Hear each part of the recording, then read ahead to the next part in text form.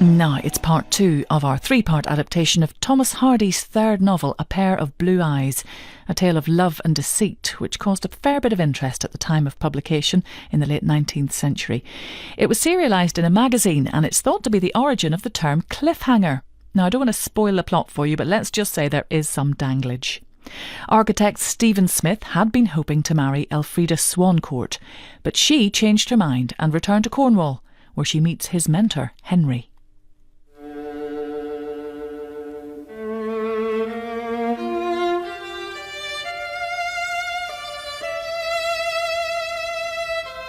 A Pair of Blue Eyes by Thomas Hardy, dramatised for radio in 3 episodes by Jane Beeson.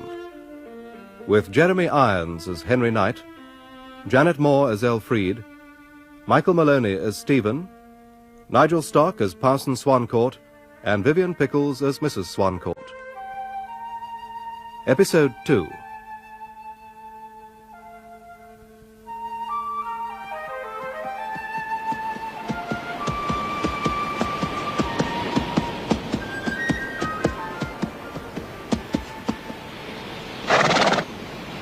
So tired. My eyes will hardly stay open. But how relieved I am to be back at my own dear Endlestone with its rocks and heather and trees. The gorse round me smells so sweet. I can taste the salt in the wind. There's Pansy safely back in her field. Oh, my head aches. Now, I must face Papa.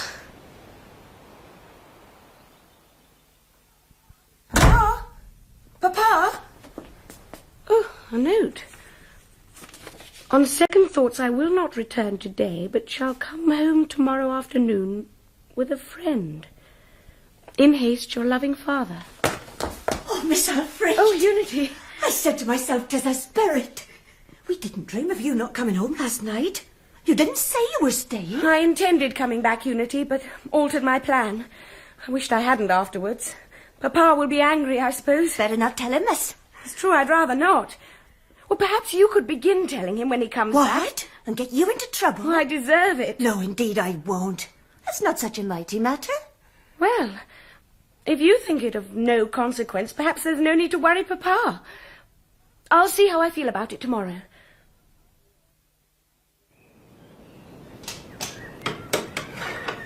So, you're out here, Elfride. Oh, hello, Papa. I've been looking all over the house for you. You look a little tired.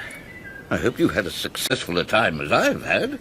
I don't know that mine was very successful, Papa, but I'm back safe and sound. Good, good. Now, let me tell you my news. Or would you prefer to guess? Oh, no, really, I couldn't, Papa. Oh, try, won't you? I'd rather not. Oh, do try. You don't look quite yourself, Elfie. But when I tell you what I went away for, you'll feel better at once. What? To get married. Married? No. So did... Yes. To Mrs. Troyton, the new owner of the manor next door to us. Yes, I met her when she came to call. Yes. Well, she's lately come into a large legacy and a house in town. Oh, any amount of good fortune has come her way. You'll benefit as well as me by my union with her, Elfie. She may even help you over your difficulty in getting your novel published.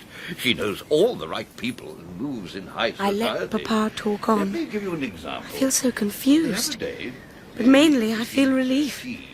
Relief that if Papa did not confide in me, then he cannot have expected my confidence. I want to laugh, to be happy with him. Oh, how good it is no longer to feel guilty. We shall move to the manor, he says, and perhaps I shall earn enough with my novel for Stephen and I to marry. My darling Elfride, I should address you as my wife-to-be. This is a brief note written in haste to tell you I've been offered a very good job in Bombay as an assistant architect. The salary is good, and I've been to my doctor who says I should acclimatise without much illness.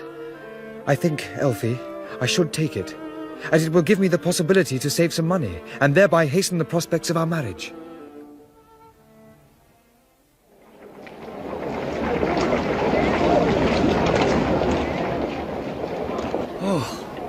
This heat is certainly quite extraordinary for the time of year. I shall be quite pleased to get back to a Cornish breeze. Don't you agree with me, Lord Luxillian?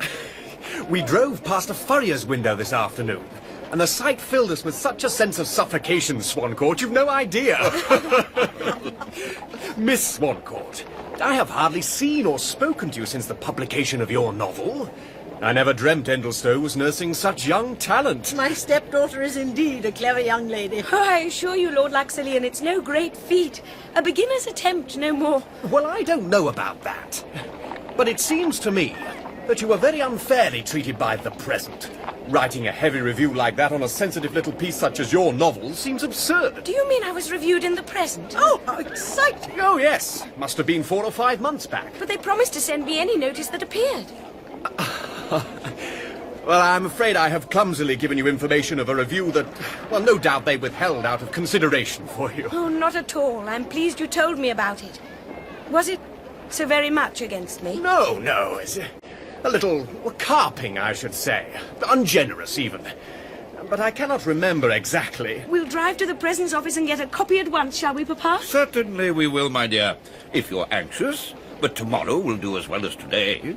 Or better still, we could ask them to post a copy on to Cornwall. Yes, why not? Would you oblige me in a matter now, Miss Swancourt? I have been sent as a special messenger by my little Polly and Kate to ask you to come and visit them in our carriage. Of course, I'd be delighted.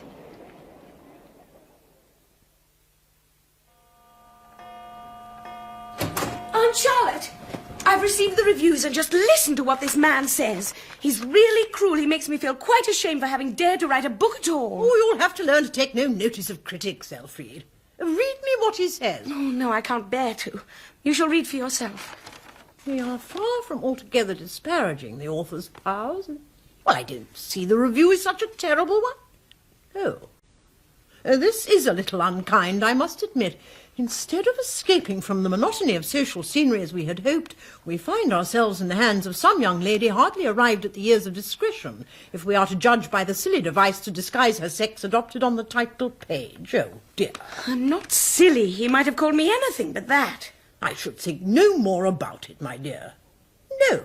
On second thoughts, I think I should write and tell him what you think. I might. And send it anonymously. Oh, I don't think that would be any use. Then I'll put my initials only. The less you are known, the more you are thought of. Write it, Elfride, and we'll post it directly. Certainly it'll make you feel better. Dear Miss Swancourt, though I'm sorry that my remark should have seemed harsh to you, it is a pleasure to find that they have brought forth such an ingeniously argued reply.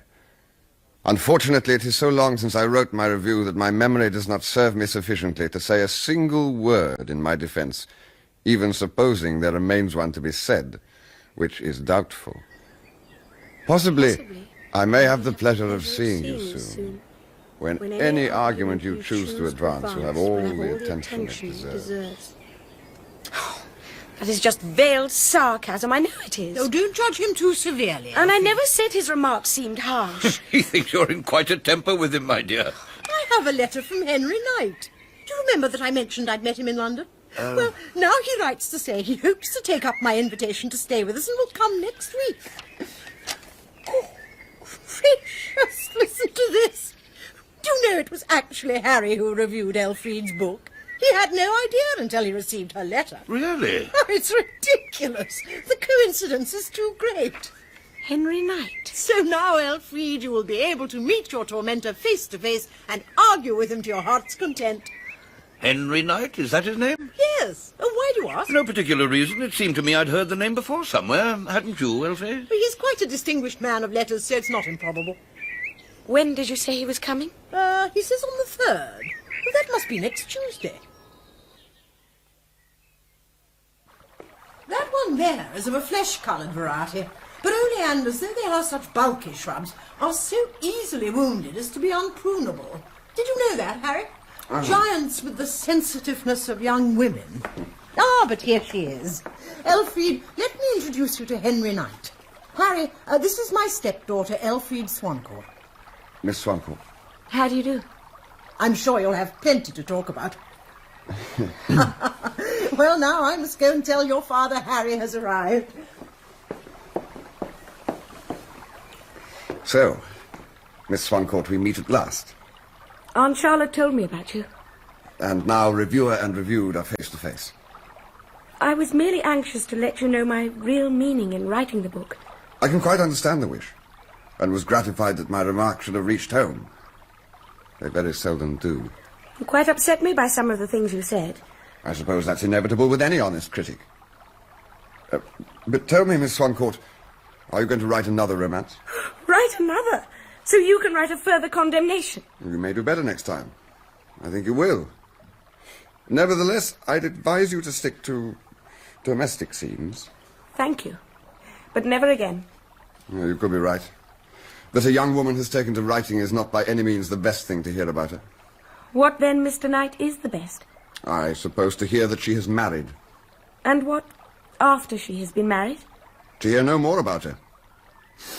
After that, the greatest real praise is that nothing happens to keep the talk of her alive.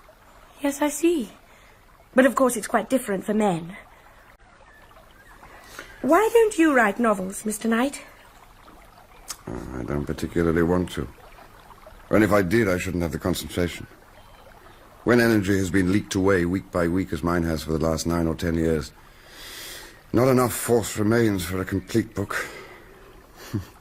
Also, of course, you need the self-confidence and the patience. When you've been used to quick results, it makes faith in the future all the more difficult. Yes, I understand. So you choose to write in fragments? Yes, I suppose that's true. It came about quite accidentally as the result of the need to earn a living. Oh, but I can see you are not listening, Miss Swancourt. Your mind is elsewhere. Your eyes look at me and past me into your future. And past your future into eternity, no doubt. At this moment you are gazing in an unconscious way as though you were still thinking of something we spoke of earlier. Or was it something in me you were so intent upon? As far as I was thinking of you at all, I was thinking how clever you are. Shall we go out, Mr. Knight?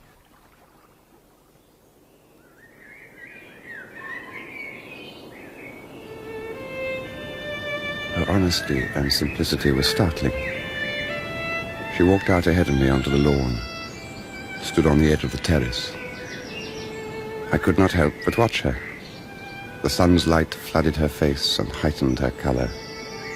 The ends of her fair hair softly dragged themselves backwards and forwards over her shoulders as each faint breeze thrust against or relinquished them. Fringes and ribbons of her dress, moved by the same breeze, licked like tongues and fluttering forward, caught their share of the lustrous orange glow.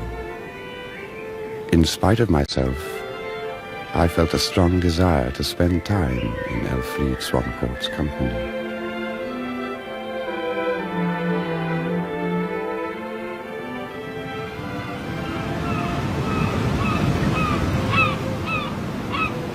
What a view! Quite amazing. Yes, and the sea's so very still today. Quite grey and calm. You arrived just in time, Mr. Knight. This week, our poor old tower is to be taken down, stone by stone, pending replacement. Oh, don't go near to the edge, Elfride, I implore you. The height makes me feel quite dizzy. It's the tallest tower along this stretch of coast. You can feel it sway in a gale. Elfride's been up here with me in a wind before now, but I must admit, sometimes it frightens me. I really think we should start down. Yes, Mrs. Swancourt and I will set off slowly. Don't you two follow us until we're nearly at the bottom, or you'll run into us and break our necks. It's dark as pitch inside the turret. Take my arm. When I was a child, I would walk all round this parapet balancing. Indeed. You don't seem very interested by what I say, Mr. Knight. It seemed to me foolhardy. It cannot be more than 2 foot wide and has no battlements to protect anyone from falling. On such an old tower, it may not even be safe. Oh, you're very cautious. It's quite safe if you watch your step. I'll show you. I certainly gave you credit for more common sense. What shall you go, for God's sake? Miss Swancourt, you're endangering your life. I insist on your coming down.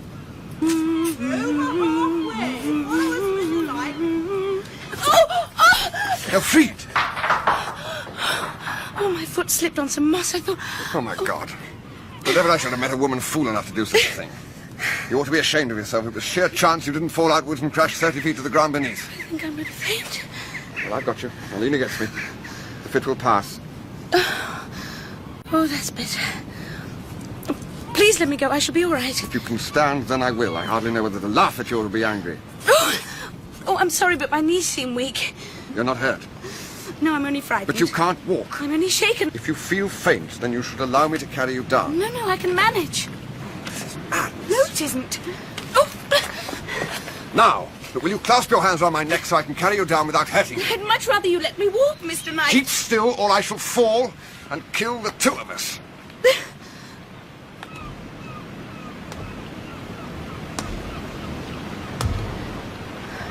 Promise me never to walk on that parapet again. It will be pulled down, so I shan't be able to. I had the feeling that that moment had happened already. Or that something similar will happen to us both again. God forbid.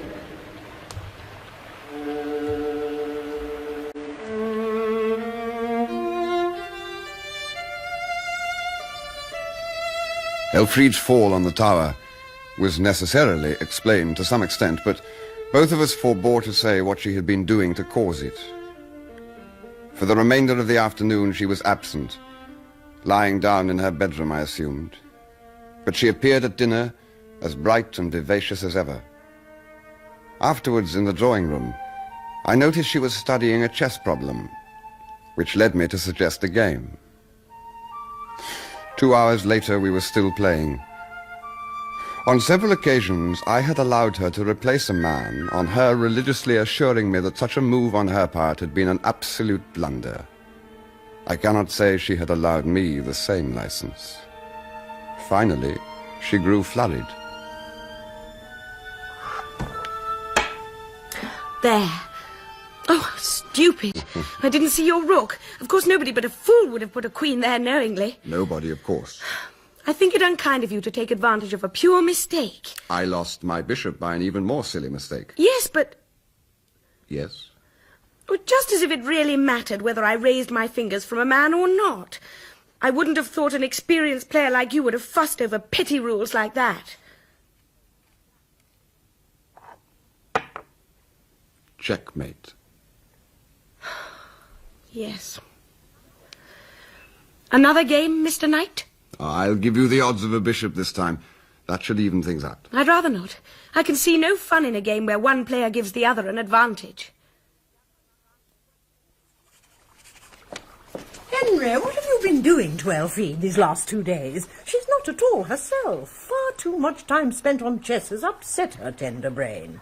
It won't take a cudgelling like your great head. You should have refused to go on with it instead of wearing the poor child out. Oh, I'm extremely sorry. She seems so keen, indeed determined, to continue. Well, the trouble with Elfride is she takes no thought for what's good for her. Aunt Charlotte. Oh, I'll leave you to repair the damage you have done, Harry. Yes. Come and entertain Harry, my dear. There are 1 or 2 things I have to do.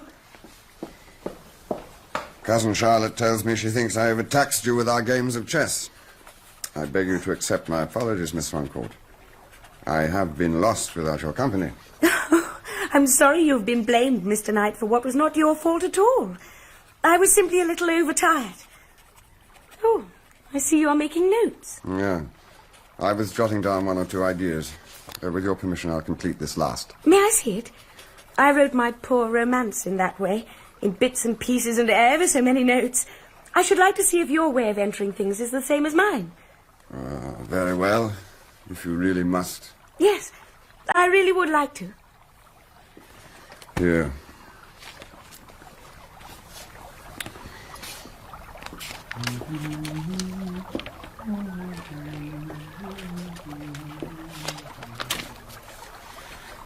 Oh, I think I've got a feel of it now. That was the song you played me last night. And I don't waste any more time on my notebook, I implore you, Miss Swancourt. They're only random jottings. Take it. You can have your notebook back with pleasure. I never supposed you would have put me in it. Your name is not mentioned once. Not my name. Nor your description, not anything by which anyone could recognize you. What is this, then? August 7th. Girl reaches her teens and her self-consciousness is born. Generally begins career by actions which are popularly termed showing off. A country miss adopts the method of taking a dangerous fence, whistling or making your blood run cold by appearing to risk her neck. Mem on Endlestowe Tower. An innocent vanity is, of course, the origin of these displays. Oh, you must not make too much of such observations. I dare say that you yourself have thought some disagreeable things about me. Well, tell me, Miss Swancourt. Retaliate, please. I thought Go on.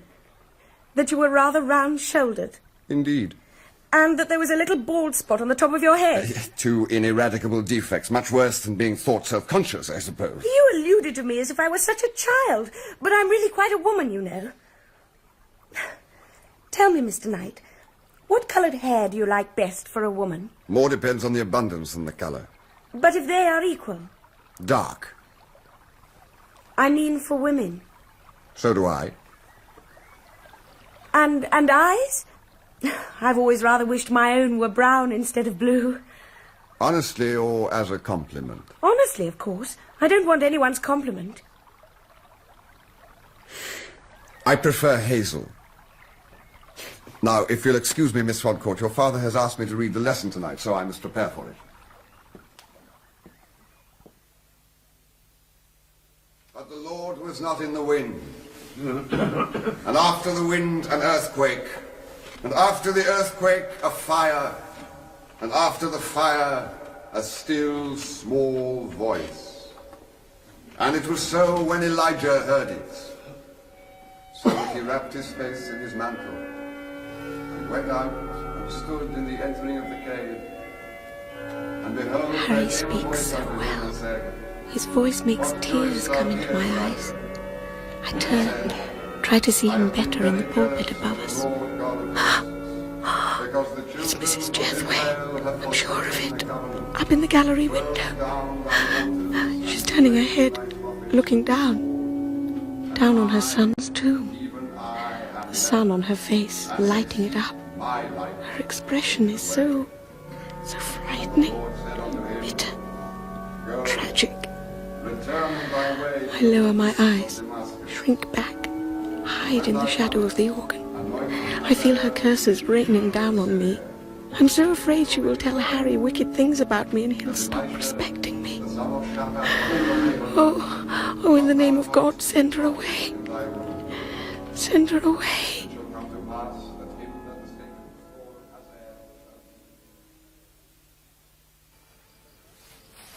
I liked your reading, Mr. Knight.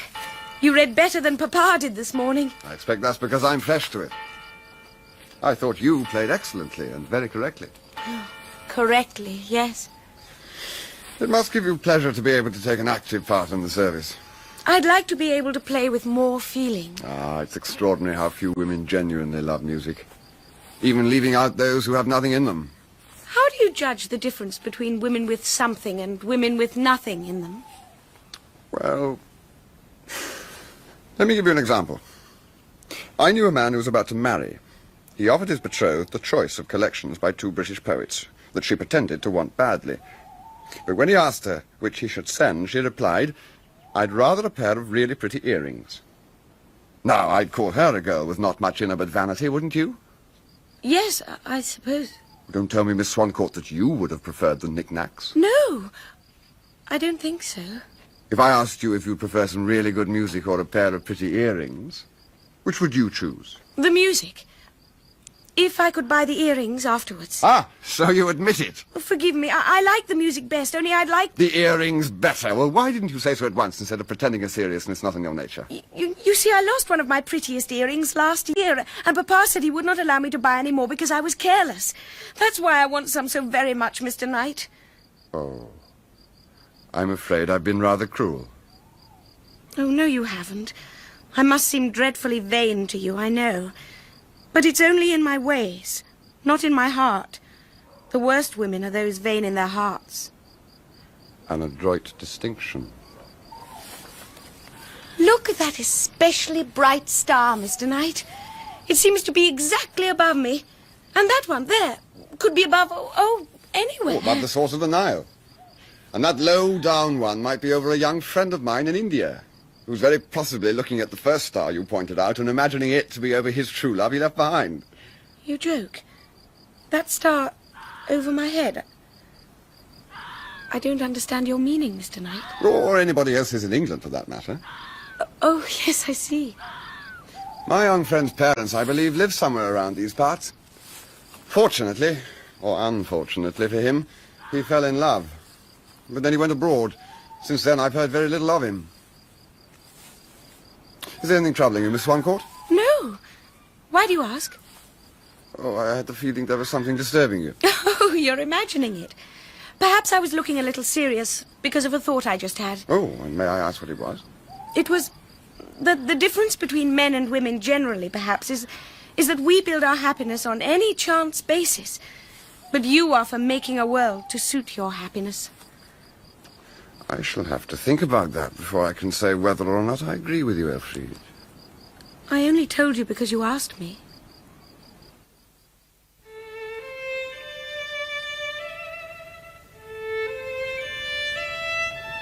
Two days later, I left Endlestowe for Cork. It was while I was there that I began to miss Elfride. Oddly, the amount I missed her was out of all proportion to my feelings for her when we had been together. For the first time, it entered my head that I might be in love. I could hardly believe this true, as I had not found Elfride in any way exceptional. Agreeable and delightful, perhaps, but something of a child. Now, everything changed. I could not get her out of my mind. This new force in my life was already beginning to assume an imperious rule over me.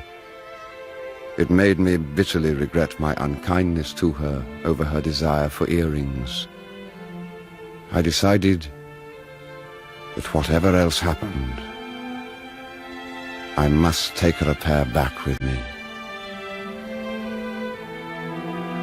My dearest Elfie, I miss you very much indeed, but the pain of separation is lessened by the knowledge that each day one stone more is removed from the barrier that divides us. Oh, Elfie, how well we shall look together once we are married. People will turn their heads and say, "What a prize he has won." Don't be sad about our wild attempt to run away together. For whatever anyone else may think, I know well enough the absolute purity of our intention. For one thing only I reproach you a little, that you have not written to me very often during your visit to London. Indeed, you seemed so delighted with all you saw and did, that I no longer felt myself an essential part of your happiness. Please write directly to put my mind at rest, my own wife-to-be. Your ever-loving Stephen. Stephen still expects us to marry.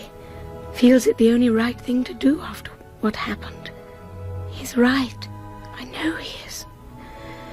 Yet after meeting Mr. Knight, it is difficult to think of myself married to Stephen. Perhaps because he is younger than me, very little. But he seems almost like a brother. I think I should like to marry someone of Mr. Knight's age. Like him. Someone I could respect. Mr. Knight doesn't love me, does he? Oh, if I had not committed myself. But I mustn't think of that now. Perhaps I might have fallen for Mr. Knight.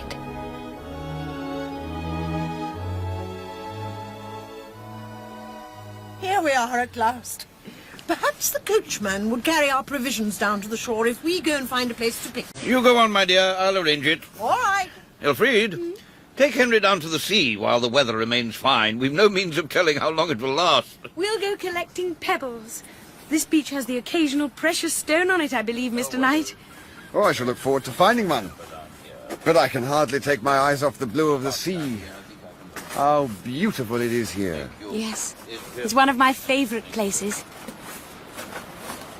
May I take this chance, Miss Swancourt, to give you these? I didn't forget your wish. Oh, you shouldn't have. I didn't know you really meant to buy me earrings. Please, it's very kind of you, but I can't take them. You won't accept them? I'd rather not. They are beautiful.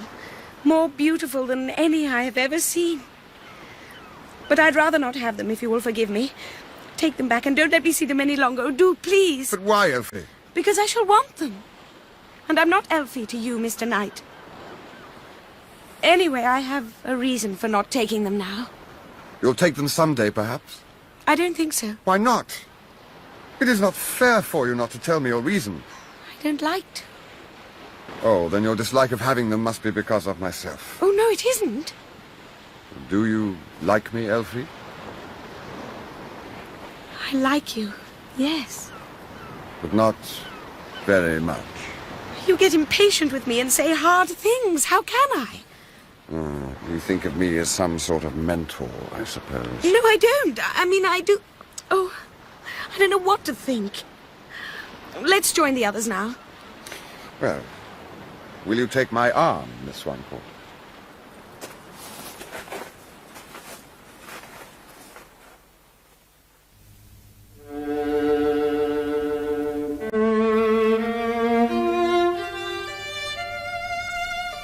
In the evening, on my dressing table, a small parcel. My fingers shake as I unwrap layers and layers of white tissue. Inside, the blue case, the earrings, Harry's beautiful earrings. I hold them up to my neck, my face. I can't resist to look in the mirror just for one moment. My mirror reflects them. They shine back at me, exquisite. Perfect. I quickly put them away. It is my absolute duty to refuse them. I think it is. Later in bed, I can hardly sleep. In the morning, a letter from Stephen. Dearest Elfride, I have sent a sum of £200 to be added to your account in St. Launce's. I have saved this in 1 year, and what's so proper as well as pleasant for me to do was to hand it over to you to keep for your use. I think your father will now feel that my asking to be engaged to you is anything but the dream of a silly boy not worth rational consideration. I also mention, with some excitement as you can imagine, that I am to be sent home on business, and when it is completed I shall get 3 months' leave. I'll write to the shipping agents, asking them to telegraph you when my ship will be in sight, because I know what this information will mean to you, my own Elfride. There is no need to say how much I long for our reunion, and for the moment when I shall again approach your father, this time with every hope of success. Your ever-loving Stephen.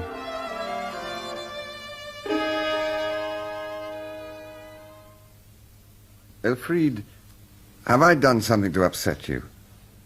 These last few days you have hardly spoken to me. Have I been here too long and overstayed my welcome? Oh, no, that is not so. It's just Yes? that I have been thinking deeply, and it has made me seem a little remote. Well, I won't stay another day if my presence is distasteful to you. In the first weeks we were together, you implied that I was too severe in my demands on you. But now that I treat you more gently, you, it seems, are being unfair to me. No, don't say that. Then I'll stay a little longer, shall I? Oh, yes, do. But don't be vexed if I keep to myself. Perhaps something may happen so that everything will be easier for me to tell you. To tell me what? Come in. If you please, Mum. Telegram for you. Oh, thank you, Unity. Please excuse me, Mr. Knight. Of course.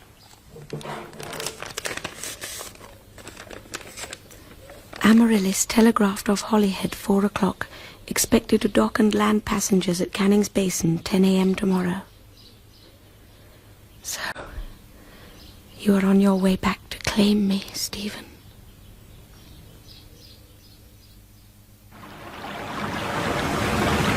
Miss Swancourt! Oh, Mr. Knight! I never expected to meet you here. Have you been watching me? I was on the cliff path above. I looked down and saw you.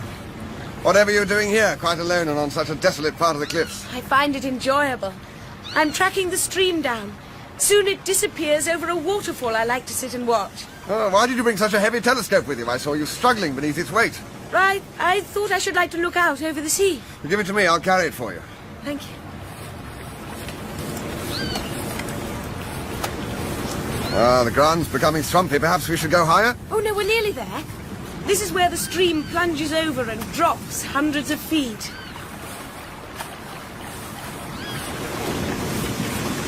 So, good heavens. I should not like to follow this track on a dark night. Is there only this crumbling bank to prevent us going over with the water? My God. What a drop. Yes. See how the water turns to spray, almost like mist. Certainly our poor stream doesn't end in glory. Merely a sad strip of debris collecting at the bottom of the cliff. What is it? I was looking to see if I could see the Puffin, a little summer steamer that goes between Bristol and Castle Bottrell. Perhaps you'd let me take the telescope again? By all means, but rest it on my shoulder, or you won't be able to keep it steady. Can't see anything. Could you look for me? Of course. No. No, I don't see her. Nothing. Oh, wait a minute, yes. There she is. Through the telescope I can see her figurehead distinctly. It's the Puffin. Oh, yes. I see her now. But can you see the deck? Yes, quite clearly. And some of the passengers. I could even hazard a guess that one is looking back at us, probably through a ship's telescope. Well, there you are, then. Is that what you came to see? Oh, not particularly. But I'm glad to have seen it. Ships interest me with their comings and goings. Well, don't you think you ought to go back? It's raining on the Puffin. It'll soon reach us. Why, Elfie, you've gone quite pale. Is anything wrong?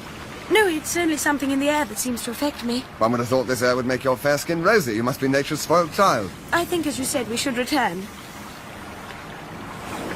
What a great cliff that is to our left. I've never seen one that rises sheer from the cove to its extremity in such a fashion. I cannot even bear to look at it. Its blackness frightens me. It has a horrid personality that makes me shudder. Oh, please come away. Don't tell me you're nervous, Elfie. If you can climb, you can go up that path over the grim old fellow's brow. If you choose. I've climbed many steeper slopes than that. Oh, if you take my arm, I could help you. It's all right. I can manage quite well by myself. Well, my hand, then. If you'd like me to.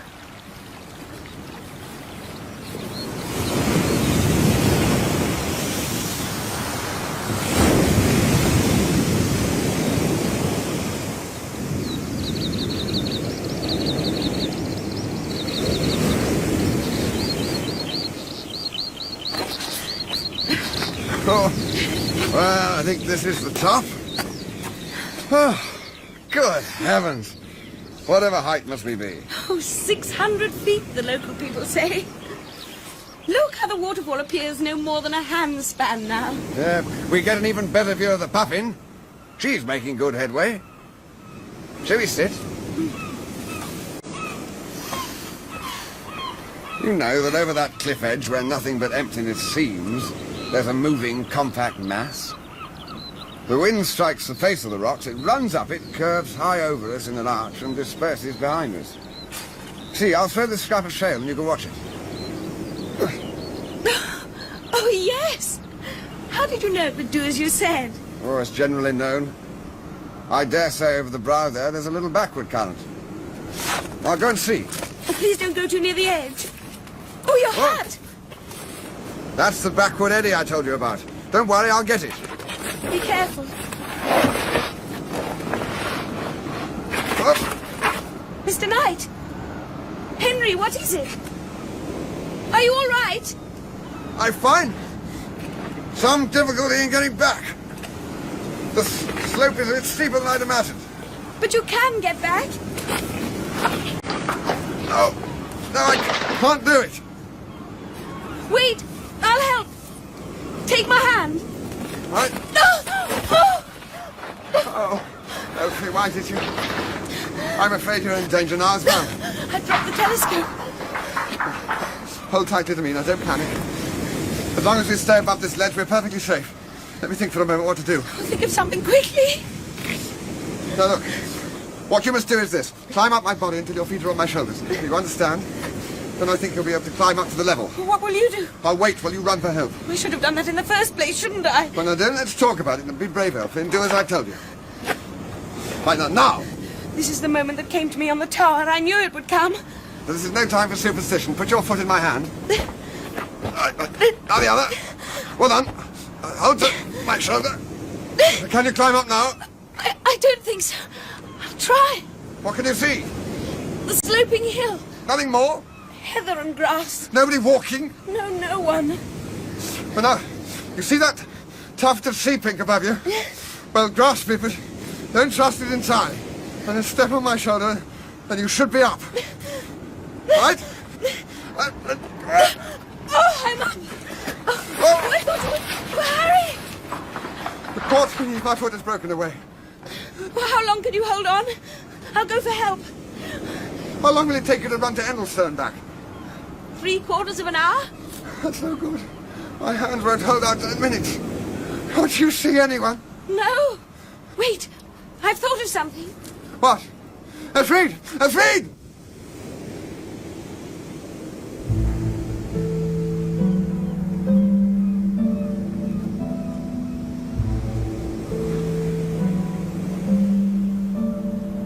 She has gone. I'm alone now, and almost certainly about to die. Opposite me is an embedded fossil. The dead eyes turned to stone are even now looking at me. I and this fossil, though separated by millions of years in our lives, will meet in death.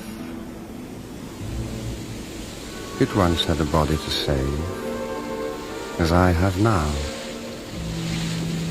I shall be with the small in death. Shall I die? And if so, what will Elfride do without me? I will cling on. I will.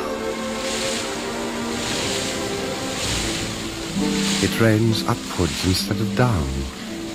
The raindrops sticking to my flesh like icy needles. Each drop is a shaft, pierces my skin.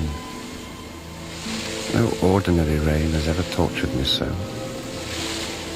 The wind lifts my coat, tugs at me. It seems as though some cosmic force is actively bent on my destruction, lashing at me, eager for conquest. My hands are getting weaker. I don't think I shall ever see Elfride again. She must have gone 10 minutes. As many more will be my end. I look down. I see the surface of the sea past my feet. Black as black with a narrow border of white foam. My funeral edging. My world is upside down. Beneath my feet is air and the unknown. Above me, the familiar earth. All that I love. Have I faith in Elfride? Perhaps love is faith, and faith, like gathered flowers, lives on, rootless. Sun. Who would have expected it? A blotch of vermilion on the leaden ground. A red face with a drunken leer. Life. I give up hope. My hands will hold only a few moments more. Death is stretching out his hand to me.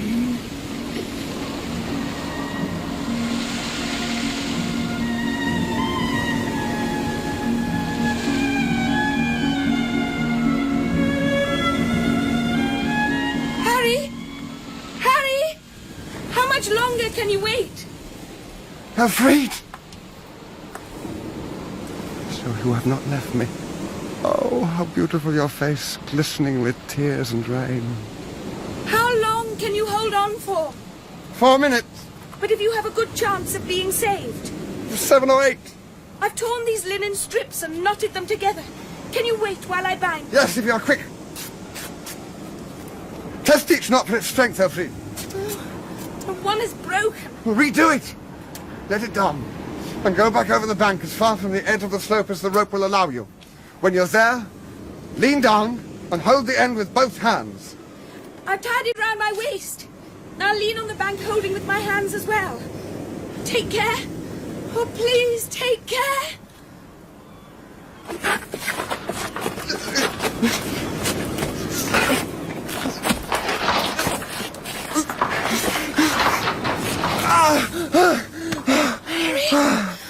Harry, is it truly you? Oh, my little Elfride, you saved my life. Oh. My Elfride. I was so frightened for you, Harry, more frightened than for myself.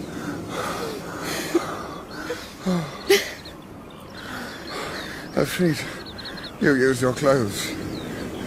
Your petticoats. What else was I to use? Oh, the poor puffin that we came to see is quite out of sight. But I think I must go on ahead now. Wait a little before you follow me. That thin dress is no protection. Take my coat or the chill will kill you. I don't need your coat. I shall get warm running. God bless you for what you've done for me. I should have kissed you, Elfride. Made you mine for always. But perhaps it's as well that I didn't. It would have been taking advantage of you at your least guarded. Oh, that wet dress molds your soft form. Oh, Elfride, forgive me.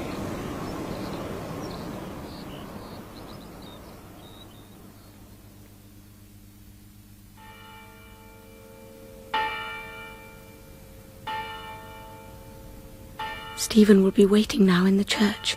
He may come to the house if he doesn't find me there. I've written back his £200. He'll find it at his parents' cottage. Oh, Stephen, forgive me. It's not that I love you less, but that I love another more. I am faithless and untrustworthy. But when I promised myself to you, how could I know that I would change so much? A breeze is rising again. Oh, how the ash tree rustles. Do you hear it, Harry? What time has it been? Oh, I'm afraid we shall get another scolding for being late. We better hurry. It's 7:30. No wonder it's so dark. I think they'll be waiting dinner for us. Elfride! Hush a moment. Did you hear anything? Not just then, but I thought I did earlier. Come, let's go in. Oh, Henry, I can't move. It's so dark. I'll wait for a moment until your eyes get accustomed. Please, you don't understand. I was pretty difficult to see. Who's there? With my hand. Who are you? I can't see you there in the darkness. Never mind who I am. What I am may she be. Perhaps I knew well, so well a youth whose place you took as he there now takes yours. Will you let her break your heart and bring you to an early grave as she did the one before you? What are you doing here eavesdropping? Why do you talk so wildly? Oh, you must be Mrs. Jethway. I'm desolate and nobody cares about me. May she be the same that brought trouble on me. You've no right to talk like that. She would never harm anyone intentionally. Can I help hating her if I think of the past? Can I help it if I remember my boy? Is it natural to wish her ill? Oh, my son, my poor son, my poor son. You may be forlorn, but I suffer as much as you. Elfride with Henry Knight, my best friend, the man I have most loved and admired, I can scarcely believe it. Never once has she mentioned him to me in her letters. But her feeling for him is plain enough, or too plain. She adores him as she never did me. Oh, Elfride, so faithless, and all without telling me. Someone has died.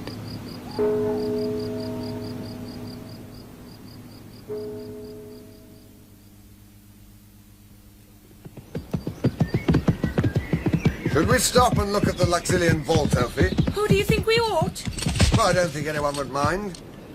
I was rather hoping for a glimpse of the interior before they close it. From your father's description, it's of considerable interest. The vault is still open. I can see it from where I am. Where? Oh, yes, you're right. Who would that man be beside it, do you know? It might be the mason. The mason? Well, then perhaps it's John Smith, the father of the friend I mentioned to you. Let's leave our horses here, go and see. Well, mightn't we find that Lord Luxillian is there and would consider us intruders? I'd really rather not stop, Harry. It doesn't seem right. As you like.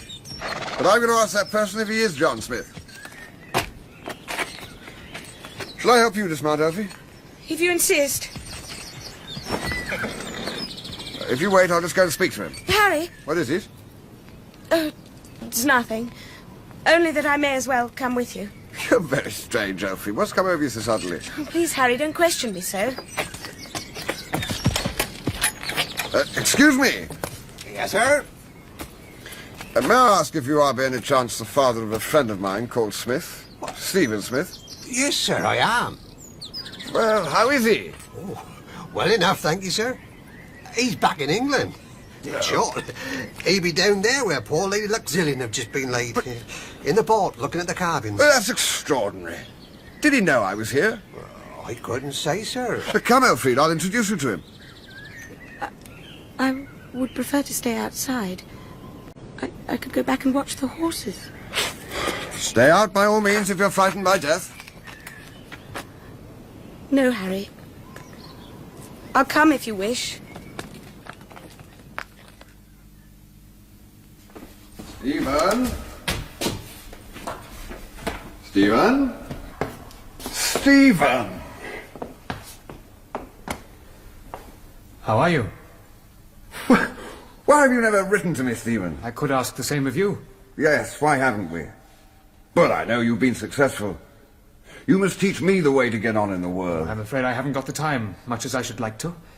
I'm going away tomorrow and have not a moment to myself before I return to India. Oh, I'm sorry to hear that. But of course I understand if you're busy. If this is to be our only meeting, let me say I wish you well with all of my heart. What a strange place this is for us to meet in. A solemn place, without a doubt. What sketches are those you're making? A few details in the church, and copying the names from some of the coffins. That's poor Lady Luxillian's, I suppose. And the remainder of the family are on this side. Why are those two so snug and close together? That's Lady Elfride Kingsmore, born Luxillian, and that is her husband. I've heard my father say the two of them ran away and married against the wish of her parents. Oh, then I imagine this to be where you got your first name, Elfie. She was my grandmother. Oh, Stephen, this lady is Miss Swancourt. I'm staying at her father's house, as you may know. I may as well tell you that we are engaged to be married. I congratulate you. I know Miss Swancourt a little. You must remember that my father is a parishioner of Mr. Swancourt's. Oh, of course. I have seen Mr. Smith before. Well, there's no excuse for me, then. As strangers, I should have introduced you. As acquaintances, I have stood between you. But the fact is, Stephen, I still think of you as quite a boy. You should have said I'm the rural builder's son and therefore unfit to introduce. Oh, you're joking. Oh, no, I won't have that. You've changed a lot, Stephen. I've not forgotten the attachment you told me about as one of the main reasons for your going to India. I hope everything's all right in that connection. No. My hoped-for engagement is broken off. Oh, I trust it was for the best. I would like to think so. But I'd rather not talk about it. I'm sorry. Elfride, is anything wrong? You've gone very pale. There's nothing. Just the air in here. I shall be myself in a moment. Are you sure you're all right, dearest? Elfride. Elfride.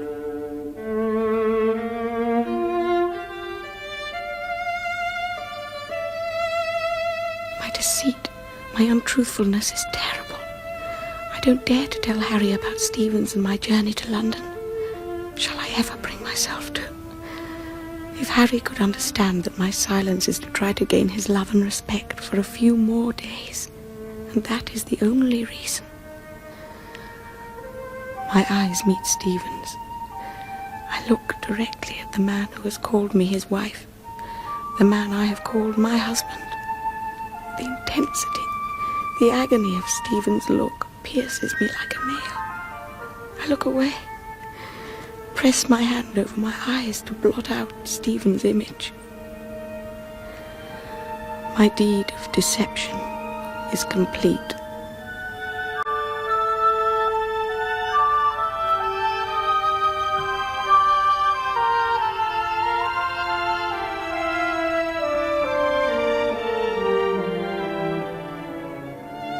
That was Episode 2 of A Pair of Blue Eyes by Thomas Hardy, dramatised for radio by Jane Beeson. Henry Knight was played by Jeremy Irons, Elfride by Janet Moore, and Stephen Michael Maloney. Parson Swancourt was played by Nigel Stock, Mrs. Swancourt Vivian Pickles, Mrs. Jethway Anna Wing, Lord Luxillian Christopher Scott, Unity Sheila Grant, and John Smith Alan Dudley. The director was Cherry Cookson. And it's the final part tomorrow when Elfrida wonders whether to tell Henry about her frankly colourful past.